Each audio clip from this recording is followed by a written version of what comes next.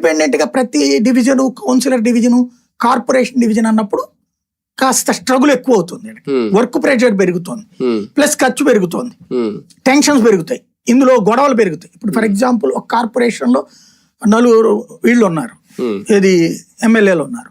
Vijayawada corporation చూస్తే Penamaluru MLA ఉంటారు, Vijayawada MLA west, east, central 3 ఎమ్మెల్యేలు ఉన్నారు, 4 టోటల్ గా. పోనీ పెనమలూరు వాళ్ళని తీసేద్దాం, 3 ఎమ్మెల్యేలు.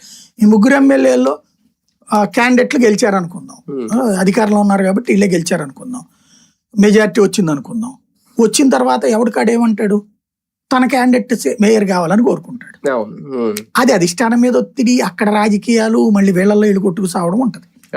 మళ్ళీ అందులో ఇప్పుడు జనసేన వాళ్ళకి ఇవ్వాలి కొన్ని, అట్లాగే బీజేపీ వాళ్ళకి ఇవ్వాలి. ఇక్కడ ఇంకొకటి, వైసీపీకి లోకల్ ఎన్నికలు ఒకవేళ జరిగితే రేపు సెప్టెంబర్ లో ఒక ప్రెస్టీజ్ ఇష్యూ అవుతుందా? ఒకవేళ వీళ్ళకి మినిమం కూడా గెలవకపోతే 2 ఏళ్లలో ప్రభుత్వం మీద ఎలాంటి వ్యతిరేకత లేదు, అలాగే వైసీపీ మీద కూడా ఎలాంటి సానుకూలత లేదు అని డిసైడ్ చేస్తాయి ఎన్నికలు. అది ప్రచారం చేస్తారు ఆటోమేటిక్. ఒకవేళ రిజల్ట్స్ అలా వస్తాయి, ప్రచారం ఆటోమేటిక్ గా చేస్తారు అంటున్నా.